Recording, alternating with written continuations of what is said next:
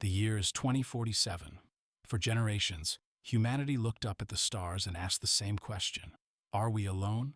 We built observatories on mountaintops, placed giant telescopes in deserts, even constructed listening stations on the far side of the moon, where Earth's radio noise could never interfere.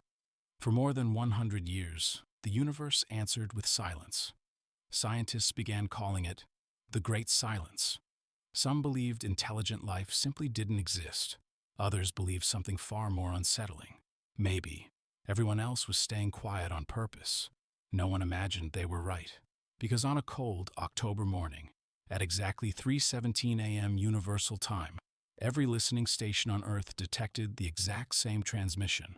Not random, not static, not human. For the first time in recorded history, Earth received a message from another civilization, and 6 hours later, the people who decoded it wished they never had.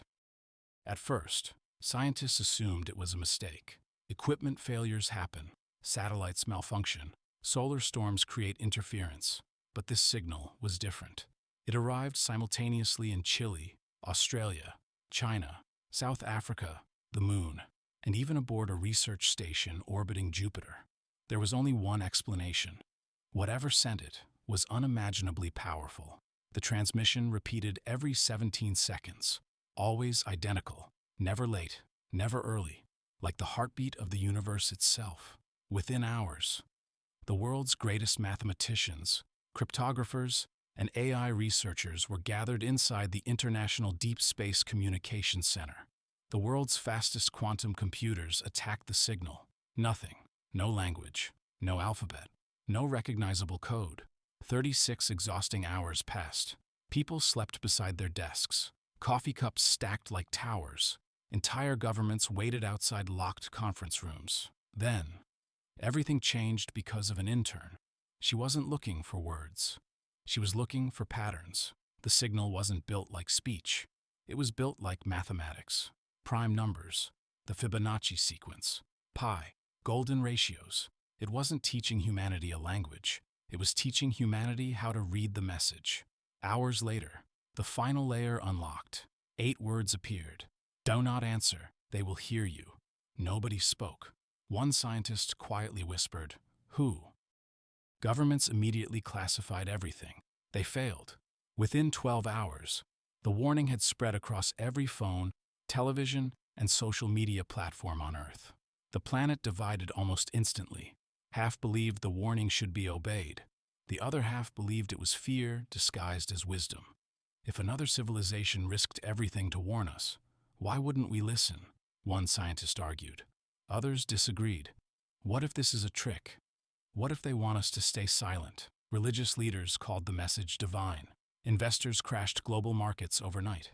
Billionaires began constructing underground shelters. Companies sold emergency supplies faster than they could manufacture them. Children stopped looking at the stars. Parents pulled telescopes out of bedrooms and packed them away forever. Yet despite the fear, one question refused to disappear. If someone warned humanity, who were they hiding from? The United Nations officially rejected every proposal to answer the transmission. No radio broadcasts, no lasers, no satellites, nothing. Humanity would remain silent, or so everyone believed. 7 days later, the incoming signal changed. Only one sentence, one terrifying update. Do not answer. They will hear you. Too late. Confusion spread through every observatory. No official reply had ever been approved.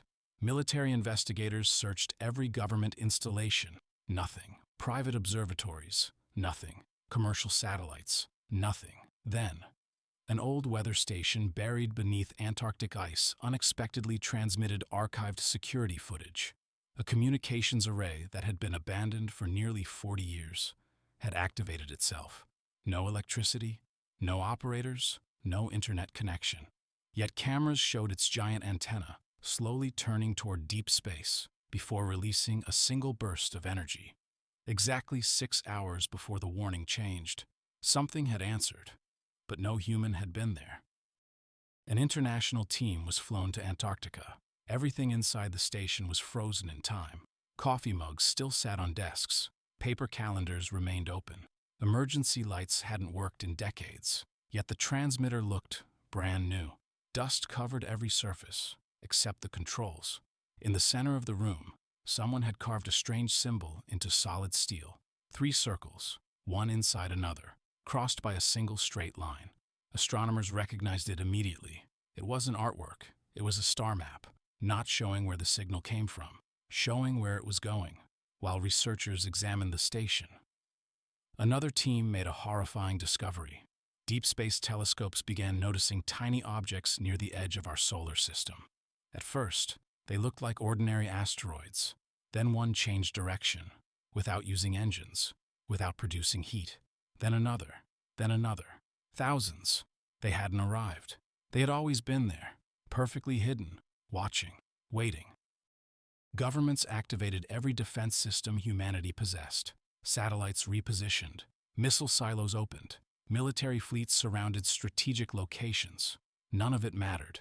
The objects never accelerated, never attacked, never communicated. Then, at exactly midnight, every electronic screen on Earth went black. Phones, airplanes, hospital monitors, traffic signs, smart watches, movie theaters, even digital clocks. For 12 silent seconds, every screen displayed the same sentence. You were warned. No logos, no signal source, no explanation. Then everything returned to normal. Experts searched for evidence. There wasn't any. No malware, no hacked satellites, no traces whatsoever. It was as if reality itself had delivered the message. People stopped sleeping. Cities became quiet. The night sky, once beautiful, now felt like an ocean hiding predators beneath its surface. Just as panic reached its peak, one final transmission arrived. This time, it wasn't text. It was a human voice, old, weak, breathing heavily. My name is Commander Elias Ward. If this recording reaches Earth, then we've already failed.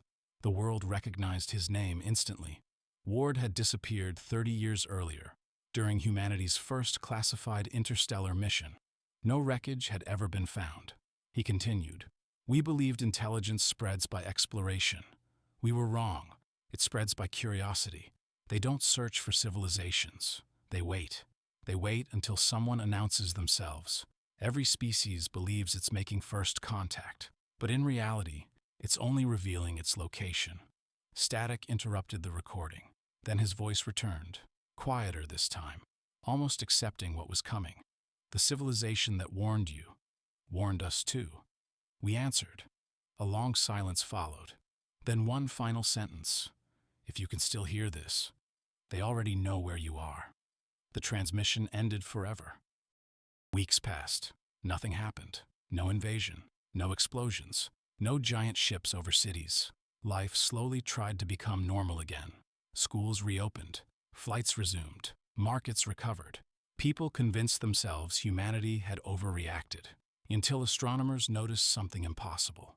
One by one, the stars at the edge of the Milky Way began disappearing, not exploding, not burning out, simply vanishing behind something unimaginably large, something so enormous, it blocked the light of entire galaxies.